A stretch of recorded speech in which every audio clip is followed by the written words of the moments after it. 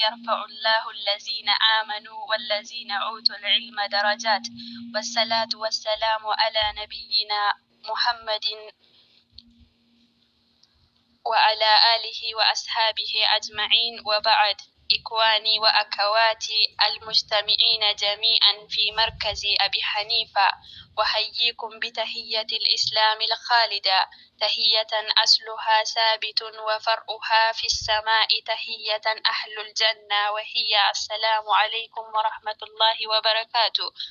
أهلا بكم ضيوفنا الكرام، أهلا بكم الحاضرون والحاضرات، أهلا بكم أيها الأساتذة والطلاب، أهلا بكم أيها الأصدقاء والجيران، أهلا بكم جميعا لمجيئكم، أهلا بكم أيها العلماء والدعوات، أهلا بكم جميعا في البلاليون وسميات، لكم ترحب وتقدر حتى الإسلام، وترحبنا بكم بعد. نورتنا ونورت الجميع بحضوركم، ونشكركم لحجابتكم نداء وأهيا. أهلا بكم ضيوفنا جميعا الحاضرون جميع المركز إلى مركز أبي حنيفة، مناسبة ختم القرآن والحروف، عقيدة صحيح مثل عقيدة كزواسطية، والواجبة مثل هذا الكتاب أصول 43، والتفسير القرآن غير ذلك من حديث صحيح. قولوا مدير مركز أبي حنيفة أستاذ أبي حنيفة: لقد فرحتم يوم فرحة شديدة لبلوغ طلاب هذا اليوم الجميل لجميع طلاب مركز أبي حنيفة. فرحت شديدا لوصولنا بهذه الدرجات والمهارات في هذا اليوم كبير العازمة، الذي كتبنا في قرآن الكريم والحروف والعقيدة والحديث صحيحة. هنا يقدمنا لكم طلاب مركز أبي حنيفة شكرا لأستاذنا أستاذ أبو حنيفة. كلنا واحد منا يقول: أشكرك يا أستاذنا أستاذ أبو حنيفة. السلام عليكم أبولا مسلمة، السلام عليكم أبولا مسلمة. بسم الله جدين جلك أبا مكاسا، الحمد لله تولا ربي فارسا. ربي هران نجهي نديرس أمري، ربي اشرح لي صدري ويسر لي أمري، واحلل عقدة من لساني يفقه قولي. يا ربي قفتاكو خالق الجباري، قفتا درادوبا أتنو غرغاري، قفتا درادوبا أتنو غرغاري. الله يا خالق الإنسان، أقتلت وأمدا جاءنا بالقرآن، نتاسس نمرد في ملكا جنتاني، تاسس نمرد في ملكا جنتاني. أقول لكم aban keessummoonni keenya onkaan dahnaa madhachuu simannaa nageenyaa weelkaan onnuuf seenaa banaadha manni keenya. Isintu keessa keenya iddoo addaa qabdan, isin nuuf qabeenya bal'ifadhaa ta'a. Anaa dhufu hunduu kan dhihoo fageenya, markaza Abu Haniifaa keessatti walgeenya, markaza Abu Haniifaa keessatti walgeenya.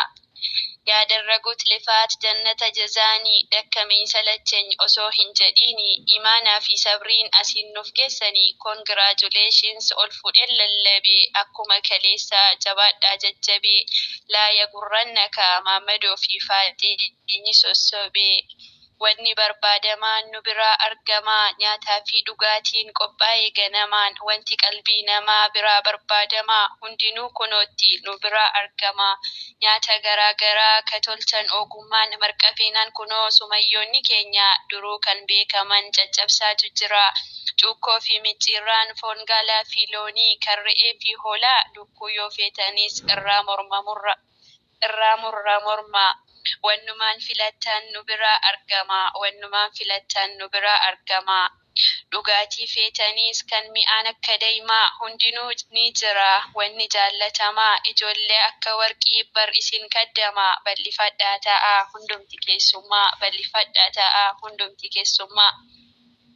Hedduudha gammannee guyyaa har'aa kana qaraanee kattamnee Qur'aan kabajamaa kitaaba adda addaa usulaaf arba'iina aqiidaa fi tajwiidaan kunoo har'a eebbifamna maasha Allah nuun jedhaa gammachuun keessan keenya baganuuf gammaddanii eebbifamtoonni har'aa baganuuf gammaddanii eebbifamtoonni har'aa.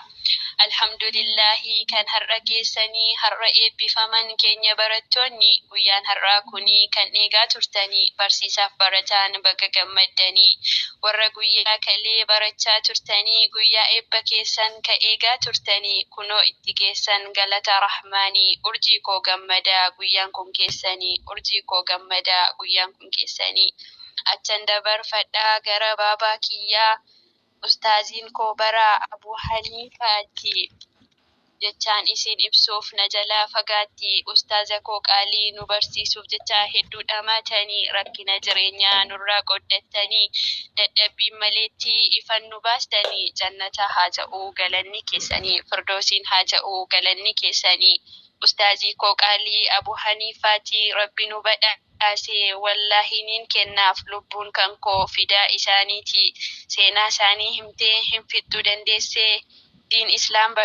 diin isaan nuuf gahuuf waa hedduu dabarse rabbiin haa kaffaluu jazaa isaan ol kaasee akiraatti hawdii nabiyyii obaasee ilmaan isaan hundayyuu isaan ol taasisee adawwii isaanii karaarraa achi maqsee rabbiin na haa agarsiisu baabaa kootiif tumsee rabbi na haa agarsiisu ustaazii koof tumsee walaloo koo har'aa asitti gabaabsaa dogoggora kiyyaaf afuutu siniin jecha hedduu galatoomaa hundi ustaazotaa maqaa koo yoo feetan hayaatii jaallattuu qur'aanaa markazni kiyyallee markaza Abu Haniifaa wassalaamu alaykum wa rahmatullahi wa barakaatuh.